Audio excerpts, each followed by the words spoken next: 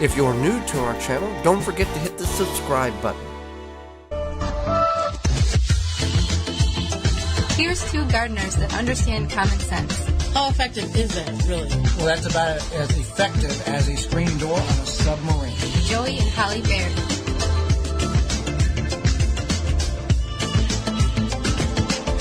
We're always happy whenever we get a lot of questions coming in, and that's where we're sitting at. That's why we have a bonus segment of questions. If you want to call in with your question, you can certainly do that on the IV Organics 3-in-1 Plant Guard hotline at 414-444-5250. And I'm going to address several of them here that are applicable to the time frame of this right now. Yeah, so we got the first one here. My pepper seedlings have what looks like a salty deposit under the leaves. Can you tell me what that is and how to fix it? Well, this is common whenever we're starting seeds indoors. You're going to pull the leaf up, and it's actually going to look like, whitish flecking paint type of thing. This is from overwatering. The leaves of these particular, the ones that are affected, will dry up and fall off, and the plant will recover and will have no problem at all. So that's perfectly fine. You just watch how much water you're putting on your pepper plants and really any plants, because if you overwater, you're going to have a lot of issues with that. Overwatering can have the same symptoms of underwatering and underfertilizing and overfertilizing. So you got to be cautious of that. So Sophie asks, I'm new to seed starting and my plants seem to be behind or shorter than others. Do you typically fertilize your seedlings at all before garden transplant? If so, with what? And then she said she uses an organic seed starting mix, which does have some fertilizer in it.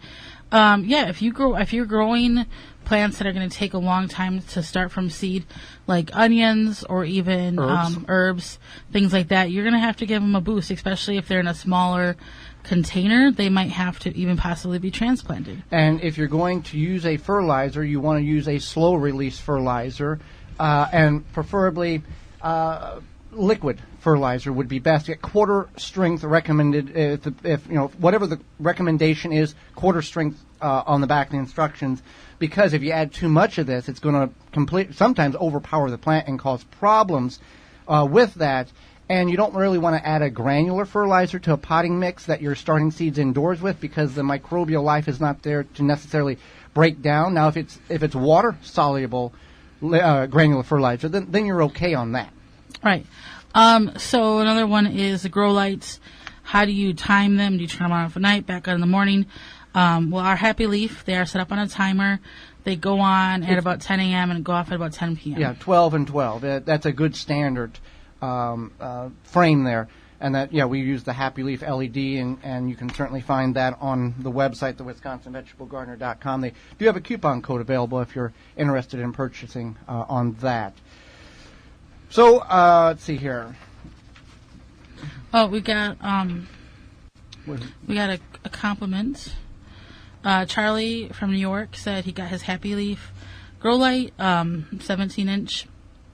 He's going to make a stand for it, and he was excited to get the Happy Leaf. We just talked about that just now. The discount. Mm-hmm. When is the right time to plant carrots in container gardening? And you referenced using a cardboard covering.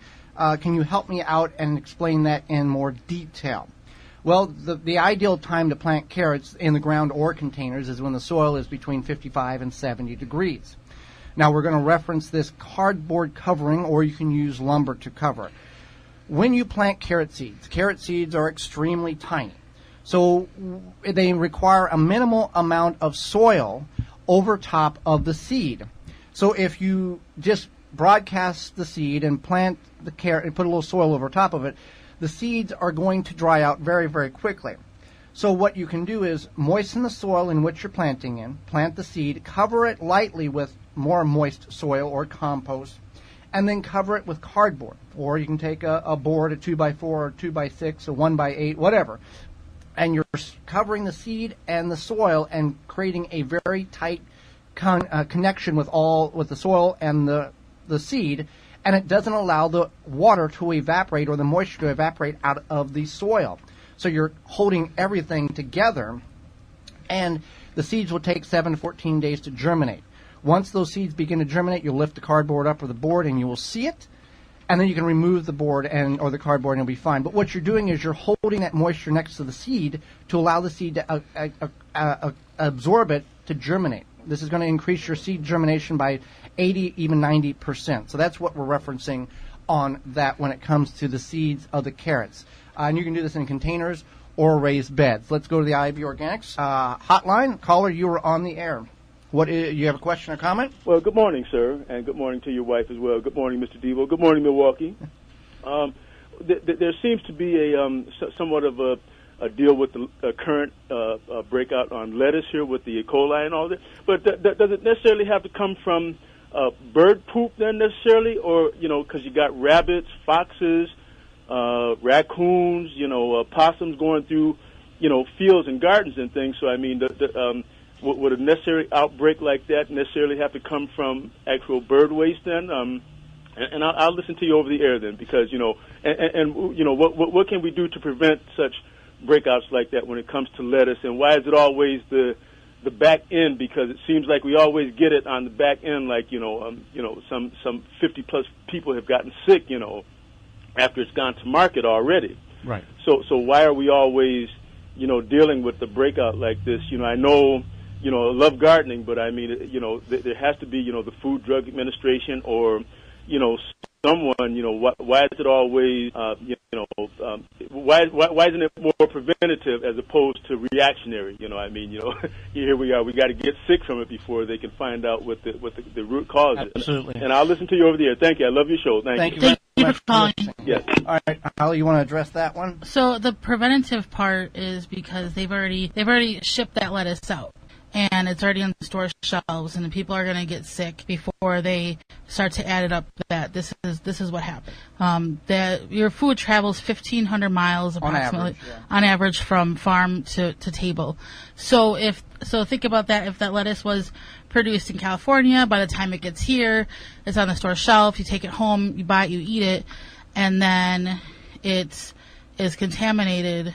All of a sudden, that's why, because it's not like a direct point of sale. Like if you go to a farmer's market, it's been shipped pretty far, and at that point, it's not so much the birds or the raccoons or the deer. The reason why that's salmonella or E. coli is because that's from livestock, right? Okay. That's the runoff. That's manure, the runoff. The runoff, yeah. So if a bird on your lettuce in your garden, you should be okay. If you see that on your lettuce and you just don't eat that part.